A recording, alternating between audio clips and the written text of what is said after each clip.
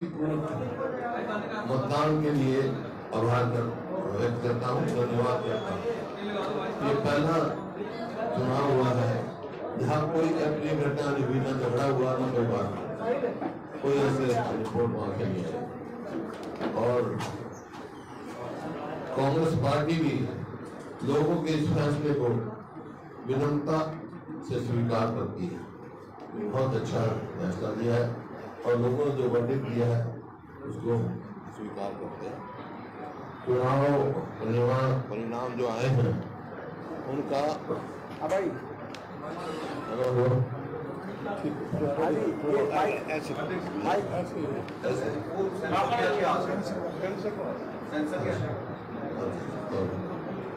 चुनाव परिणाम का संदेश साफ है कि लोगों ने प्रदेश में परिवर्तन का मन बना लिया है और कुछ ही दिनों के बाद कांग्रेस सरकार बनाना चाहती है।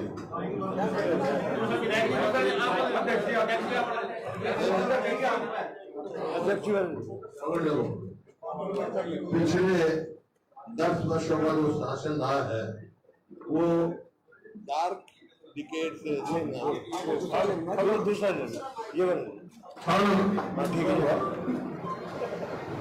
और पिछले जो 10 साल रहे हैं वो डार्क डिकेड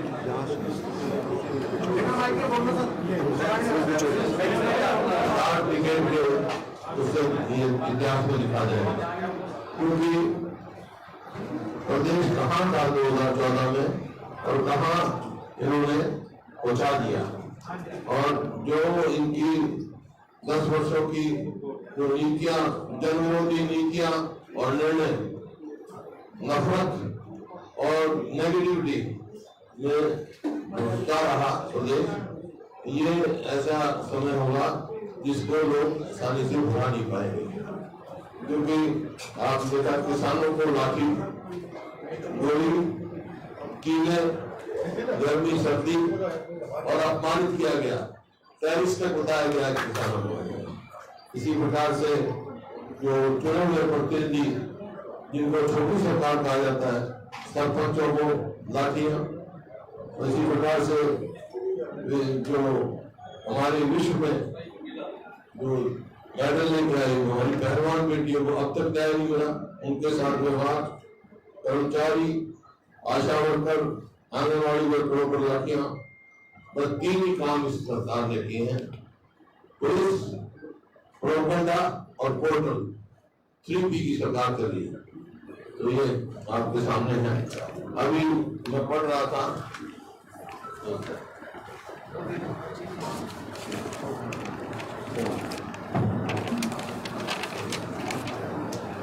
जैसे 100 गज के प्लॉट की बात थी, 100 गज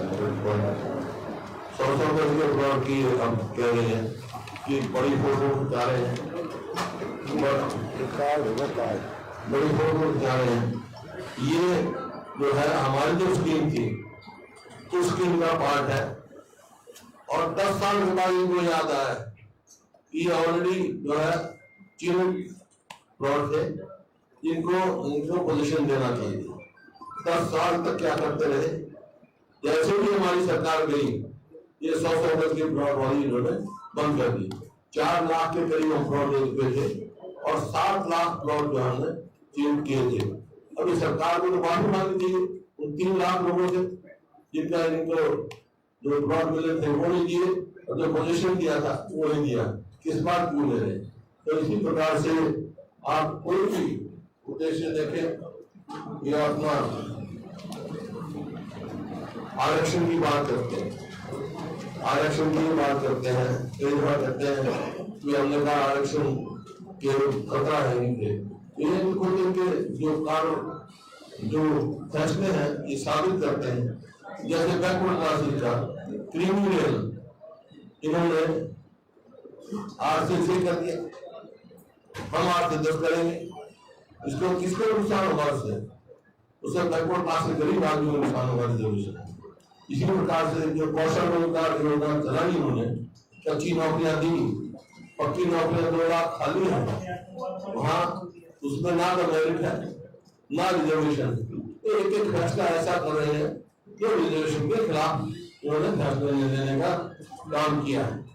ये आपके सामने। और प्रदेश को बेरोजगारी में, महंगाई में, अपराध में और नशे में की तरफ मोड़ दिया, जो आज हर आदमी से चिंतित है। आज जो है बेरोजगारी के ऊपर है, कितने ही आप देखो, और प्रदेश को डेट ट्रैप में डाल दिया। तो ये इनकी फाइनेंशियल पोजीशन हमारी रेवेन्यू रिसीव्ड 1,16,639 है इनकी, और रेवेन्यू एक्सपेंडिचर जो है 1,34,456 है। रेवेन्यू डेफिसिट जो है 17,817 24-25 का जो है, विच मीन्स स्टेट की इनकम सफिशिएंट नहीं है डे टू डे एक्सपेंडिचर को मीट करने के लिए। गवर्नमेंट जो है इंटरनल डेट जो है वो 67,163 रेज किया है, उसमें से अब लेंगे 67,163 लेंगे इंटरनल डेट, और उसमें जो है रीपेमेंट विद इंटरेस्ट जो है वो 64,220। तो कहाँ विकास की गुंजाइश रहेगी? मतलब जो कर्जा वापस देने के लिए कर्जा ले रहे हैं। इसी प्रकार से जो है 2024 में गवर्नमेंट को अगर जो उन्होंने बजट दिया था वो पूरा करना है तो 20,000 करोड़ और लेना पड़ेगा। तो ये एक संकेत है कि हम डेट तरफ से तरफ जा रहे हैं और फाइनेंशियल क्राइसिस की तरफ जा रहे हैं प्रदेश में। ये नहीं जो बात की बात करें इसके द्वारा धन्यवाद और दूसरा भी बोलता है।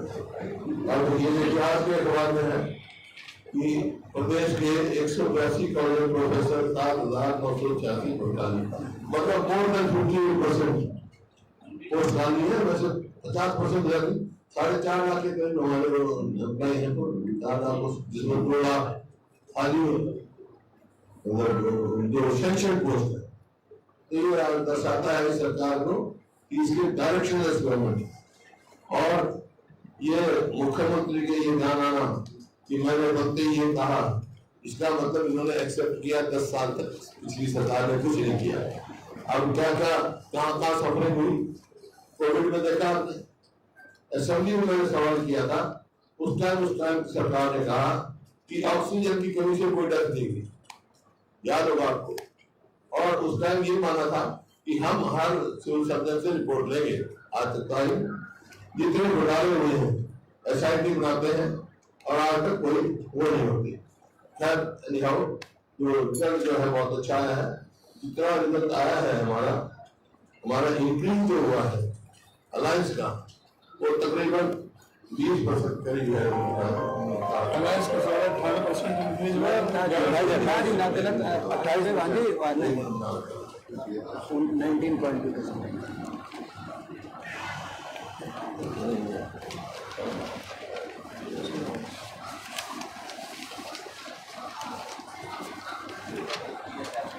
ये जो हमारे अलायंस की परसेंटेज जो आई है वो 47.6% आई है हरियाणा में, which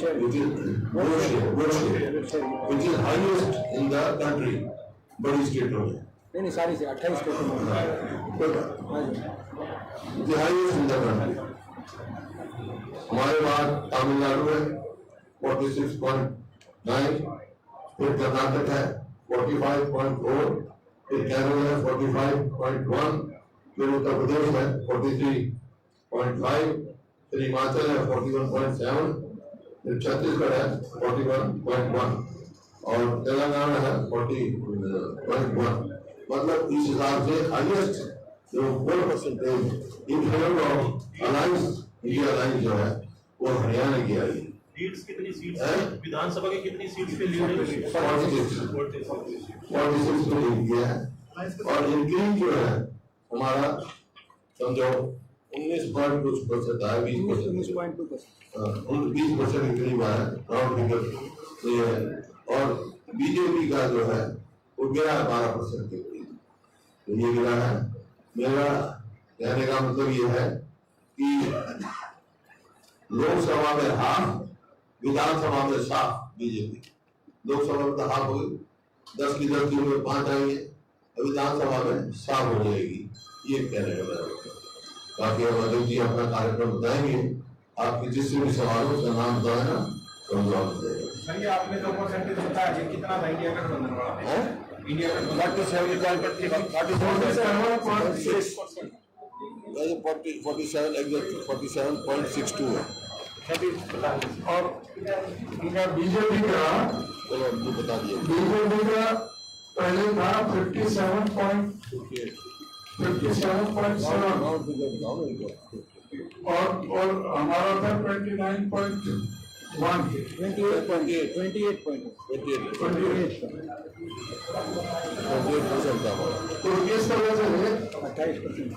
तो इस तरह से हमारा 19.5% वोट शेयर बढ़ा है और उनका 12% घटा है। हर पार्लियामेंट क्षेत्र में हमारा इंक्रीज आया है। अम्बाला में भी 18% पड़े हैं, माइनस बीजेपी के -11, और भिवानी में 21% पड़े हैं, फरीदाबाद में 20.3% पड़े हैं, गुड़गांव में 11.6, हिसार में 33% पड़े हैं, करनाल में 18, कुरुक्षेत्र में 17.9, रोहतक में 16.4, सिरसा में 24.7, सोनीपत में 11.4। ये हमारा इंक्रीज हुआ है।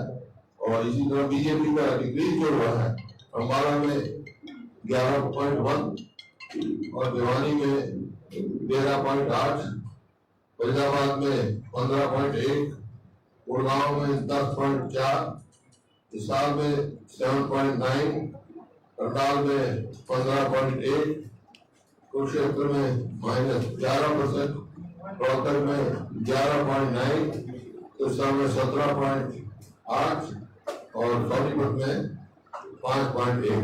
ये डिक्लेयर हुआ है।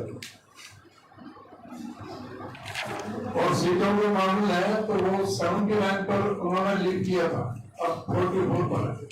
हमने 10 पर लीड किया था, अब 46 पर है, एक पर जेजेपी। 79 पर लीड किया था, 46 पर रह गए थे। ये में हम 20% से ज्यादा बढ़े 10 के 10 पहले 19 में तो 19 में जो ये है ये बीजेपी और आप पकड़ लो जी एक बार थोड़ा सा बोल दो। ये 19 में तो ये हमारी बीजेपी जो है इसमें और कांग्रेस नीले में है। और 24 में आ जाओ, ये नीला है और बीजेपी पीला है। दोनों कंपेयर करो। आप कोई टारगेट दे रहे हो सर? आप विधानसभा का कोई टारगेट दे रहे हो? मैं तो दिया बीजेपी साथ। और तो कोई मुकाबला है नहीं। देखो मुकाबला तो कांग्रेस और बीजेपी में। वहां भी मैंने जो पूछा था सवाल और ये चुनाव में सिद्ध कर दिया। वो कह रहे जी और भी पार्टियां हैं यहाँ, उनका मुकाबला तो कांग्रेस का बीजेपी का है। उन पार्टी का मुकाबला तो नोटा से है। नोटा जितनी वोट आई उतनी वोट आई उनकी और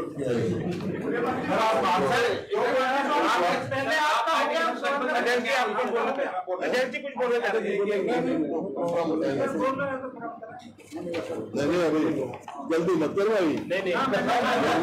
अभी तुम गर्मी में घूम के आए तो कब एसी में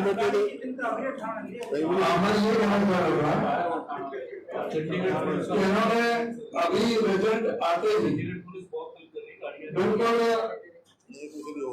निराशा में इन्होंने कदम उठाने शुरू किए। जिस तरह से हुड्डा साहब ने जिक्र किया था प्लॉटों का, इन्होंने 10 साल में एक सिंगल प्लॉट किसी को कोई अलॉट नहीं किया। जिसके अभी कब्जे देने की बात कर रहे थे, इनको माफी मांगना चाहिए कि जो कब्जे उस समय नहीं हो पाए थे उनको कब्जा देने की बजाय तुरंत इन्होंने आते ही सत्ता में उनको रोक दिया था कब्जा लेने से।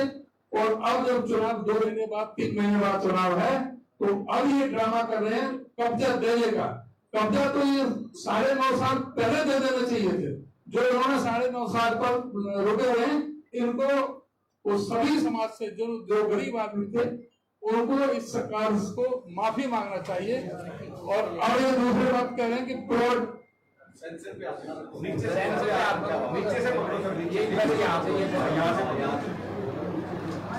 अब जो इन्होंने पूरी तरह से ये विफल साबित हुए हैं। अब नए प्लॉट देने की बात कर रहे हैं, कोई योजना नहीं है, बगैर किसी योजना के ये सब लोगों के साथ धोखा है। और इन्होंने आज ये कहते हैं परिवार पहचान पत्र को, जो प्रॉपर्टी आईडी को, जो ये बात कर रहे हैं पोर्टल को, इन्होंने सैकड़ों करोड़ जनता का स्वाहा कर दिया और एजेंसियों को देने में। और उसी दिन से सारे मीडिया में, अखबारों में सब जगह आ रहा है कि 90 से 95% वो आंकड़े सब जगह गलत पाए गए हैं। उनको सजा देने के बजाय, उनके लाइसेंस रद्द करने के बजाय उनको कुछ किया नहीं इन्होंने, और अभी ड्रामा कर रहे हैं कि हम उनको तुरंत सही करें, तुरंत सही करें। भाई 9.5 साल से क्या कर रहे थे? इन्होंने ये पूरी तरह से साबित कर दिया कि 9.5 साल पहले जो सरकार चली वो पूरी तरह से विफल सरकार थी, जो पूरी तरह से फेल साबित हुई। चाहे वो आर्थिक पहलू पर ले लें, चाहे वो लॉ एंड ऑर्डर पर ले लें, चाहे अनएम्प्लॉयमेंट पर ले लें, या सारे जो मुद्दों पर वो सरकार विफल साबित हुई है। और अभी हम जो है पूरी तरह से सरकार को बेनकाब, जिस तरह से हमने पार्लियामेंट के इलेक्शन में किया, अब हमारे जो मुद्दे हैं सारे प्रदेश के, हमारे इलेक्शन मैनिफेस्टो कमेटी हमारी मीटिंग चल रही है। हमने जो 10 संकल्प किए हैं उनके अतिरिक्त जो और जो प्रोग्राम होगा वो इलेक्शन मैनिफेस्टो में तय होकर के वो आपके सामने रखेंगे। अभी हमने सभी जो जिलों में हमने कार्यक्रम रखा है, सभी कार्यकर्ता सम्मेलन करने का, और कार्यकर्ता सम्मेलन के बाद में फिर हम विधानसभा स्तर पर जाएंगे। तो जो भी हमने कार्यक्रम तय किए हैं, हमें 16 तारीख को संडे को सबसे पहला प्रोग्राम 11 बजे हमारा करनाल में है और 3 बजे हमारा कुरुक्षेत्र में। 21 जून को सोनीपत में 11 बजे और पानीपत में 3 बजे। 22 जून को जींद में 11 बजे, कैथल में 3 बजे। 23 जून को अंबाला में 11 बजे, यमुनानगर में 2 बजे और पंचकुला में 4 बजे। 28 जून को फरीदाबाद में 11 बजे, पलवल में 3 बजे। 29 जून को दादरी में 11 बजे, भिवानी में 3 बजे। 30 जून को नारनौल में 11 बजे और रेवाड़ी में 3 बजे। 7 जुलाई को नूह में 11 बजे और गुरुग्राम में 3 बजे। 12 जुलाई को सिरसा में 11 बजे, फतेहाबाद में 3 बजे। 13 जुलाई को हिसार 11 बजे और 14 जुलाई को रोहतक 11 बजे और झज्जर 3 बजे। इस तरह से अभी हम सारे जिलों में कार्यकर्ता सम्मेलन करेंगे और उसके बाद में जो विधानसभा स्तर पर जो आगे का जो कार्यक्रम है वो आगे हम आपको बताएंगे। हम सब जगह जो सारे सरकार को पूरी तरह से जो गलत इनके इरादे हैं उनको हम एक्सपोज करेंगे। ये सरकार पूरी तरह से विफल साबित हुई है। जो पन्ना प्रमुख की बात कर रहे थे, जितने भी प्रदेश अध्यक्ष रहे इनके तीनों 50-50 हजार से 45 हजार से सारा जनता ने पन्ना प्रमुख के पन्ना ही फाड़ करके फेंक दिए। और जो मौजूदा मुख्यमंत्री, जो मौजूदा प्रदेश अध्यक्ष हैं भारतीय जनता पार्टी के, वो अपने बूथ से भी आ रहे हैं, अपने गांव से भी आ रहे हैं, अपने विधानसभा से भी आ रहे हैं। तो ये पूरी तरह से जो इनको पूरी तरह से एक्सपोज इनको कर दिया जाता है। देखिए तो ये जैसे उन्होंने कहा अनाउंसमेंट कर रहे हैं। अनाउंसमेंट क्यों कर रहे हैं? कि अपनी सरकार बचाने के लिए और अपने विफलताएं छुपाने के लिए। लेकिन लोगों ने फैसला कर दिया है, इनको जनता करने का फैसला कर दिया है। क्योंकि आपने देख लिया जिन दिन वोट हुआ उसी दिन तोड़ बढ़ा दिया, महंगाई बढ़ा दी। उसी दिन से रात को बिजली नहीं आती, पानी की गाँव में बिजली नहीं आ रही, बिजली लेते जामिया गाँव जिन गाँव में गया तो 2000 मेगावाट की अब कह रहे हैं मेगावाट की कमी है। 1 यूनिट बढ़ाई नहीं 10 साल में। किया क्या है? 1 मेट्रोवॉल पोल लगाया नहीं, 1 यूनिट बिजली बढ़ाई नहीं। अब कह रहे हैं 2000 मेगावाट हम हमारे गवर्नमेंट बाहर से देंगे। क्यों नहीं रहा कि यमुनानगर का जो थर्मल प्लांट सैंक्शन हमारे टाइम का है एक्सटेंशन, वो नहीं उसके कोई कार्रवाई की। तो कहीं भी एक भी ऐसी जगह नहीं है, कोई बड़ी यूनिवर्सिटी नहीं लेके आए, कोई इंस्टीट्यूशन नहीं लेके आए, जो ऑलरेडी है वही खराब करके मेट्रो नहीं लगाया इन्होंने, कहीं रेलवे लाइन बिछाई नहीं, कुछ भी कहीं भी उपलब्धि नहीं है। आपके टाइम में कितने 100 कच्चे प्लॉट दिए गए थे? आपके टाइम में कितने 100 कच्चे प्लॉट दिए गए थे? आपके टाइम में कितने 100 कच्चे प्लॉट? हमने तो 4 लाख 10 हजार 4 लाख ही करीब 3 लाख 10 हजार पोजीशन कितनों का रह गया था? सरकार रोक आपने जितने भी प्लॉट दिए उनका पोजीशन भाई दीदी को एक आदमी पंचायत में बड़ा हो जाएगा तो पोजीशन पहुंच जाएगा, उनका पोजीशन जो प्रोसेस में थे, बाकी 3 लाख और चिन्हित किए थे, 7 लाख के करीब और देने थे, जो उन्होंने स्कीम बंद कर दी। सर 3 कैबिनेट मंत्री ले लिए गए, कैबिनेट बिजली की सर 2 सवाल है। एक को जो पोर्टफोलियो एलोकेशन दिए गए हैं, 3 पोर्टफोलियो दिए गए हैं 5 में से 3 लोगों को हरियाणा में, ये क्या आपको लगता है कि इलेक्शन को असेंबली कोर्स को देखते हुए दिए गए हैं, और क्या आपको लगता है उसके रामिफिकेशन होंगे? और दूसरा, आम आदमी पार्टी और आपका जो अलायंस है वो क्या असेंबली कोर्स पे भी रहेगा? देखिए, जहाँ तक आम आदमी का हमारा अलायंस का सवाल है, वो नेशनल लेवल पर अलायंस का, हमारा स्टेट लेवल पर कोई अलायंस नहीं है, अभी कोई बात नहीं, ना कोई बात करिए, हम क्या कोई अलायंस की बात करते हैं, तो कैबिनेट ऑफ प्राइम मिनिस्टर है, और देखते हैं परफॉर्मेंस क्या रहेगी, we have to meet the performance. बिजली की कमी का मुद्दा आपने बताया कि बिजली कमी की क्या स्थिति है। अब खट्टर साहब जो है देश के बिजली मंत्री बन गए, कैसे आप देख रहे हैं कि कमी होगी? कह चुका आपसे समझ के लिए कहा था परफॉर्मेंस देखेंगे, विधानसभा चुनाव से अकेले जैसी 10 साल परफॉर्मेंस देखी है ऐसी परफॉर्मेंस रहेगी तो भाई संभावना है आने वाले टाइम में गठबंधन की कोई संभावना है? हमारी शुभकामना है परफॉर्मेंस अच्छी रहे, महकमे मिलन देखते हैं। आम आदमी पार्टी का होगा सर, विधानसभा चुनाव अकेले लड़ेंगे सर? अकेले में नहीं, अभी सर जिस तरह उन्होंने कहा कि किसने कहा?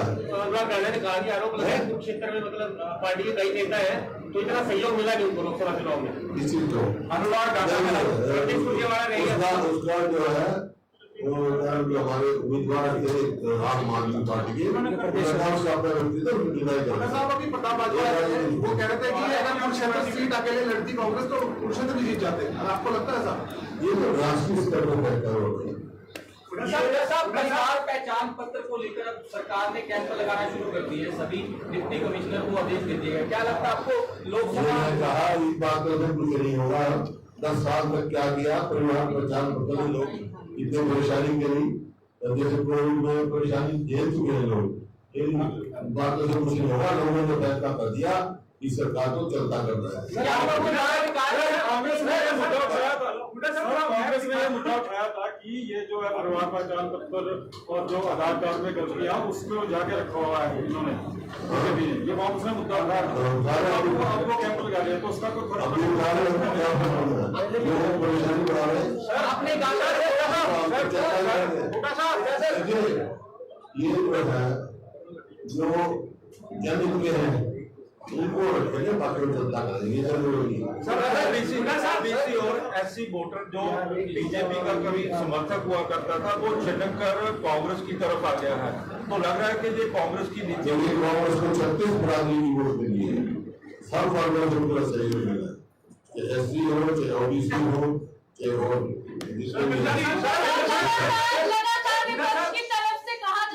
सरकार अल्पमत में है, तो उसको लेकर कुछ डिस्कशन हुआ, उसको लेकर के आप लोग क्या रणनीति रहेगी? है अल्पमत में है, अल्पमत में है, और इसी बात से हमने राज्यपाल जी को लिखा है और लिखा था, फिर लिख देंगे कि कोई सरकार अल्पमत में है, नैतिकता के आधार पर कोई सरकार को चलाना है। Assembly should be dissolved to stop horse trading. Horse trading शुरू कर देंगे, कभी कहते हैं 2 जेजेपी के लोग दिलवा देंगे, this is called horse trading. To stop horse trading, assembly should be dissolved.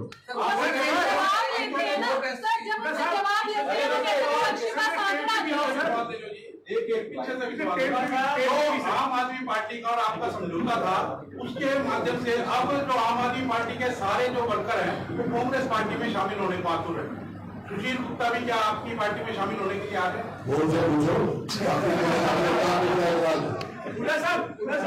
आप उनके नाम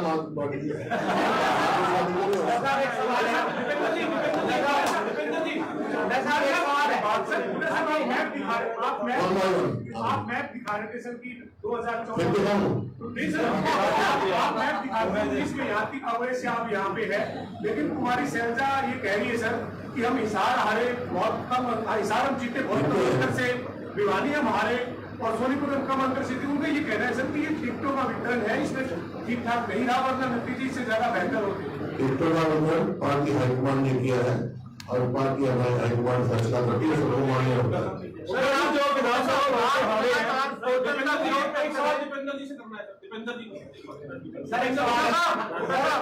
मेरे खत्म कर लो। आप पोर्टल का हमेशा विरोध करते हैं, लेकिन सरकार जो है अब उसको सरल तो कर रही है, पोर्टल सिस्टम खत्म नहीं कर रही। तो हम तो करेंगे ना, मैं चाहता जो पोर्टल जन होंगे उसको रखेंगे हम और लगाएंगे, उनको हटाएंगे। पोर्टल की सरकार है।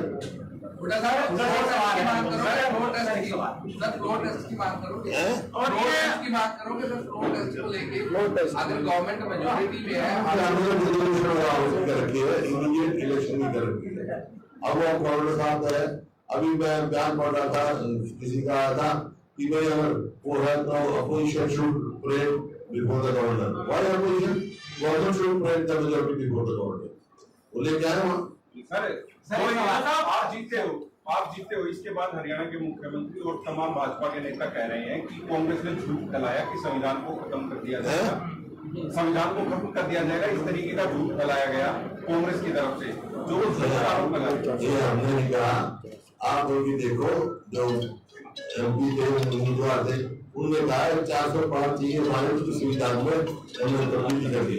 उनके नाम पे कहा था जरूरी है।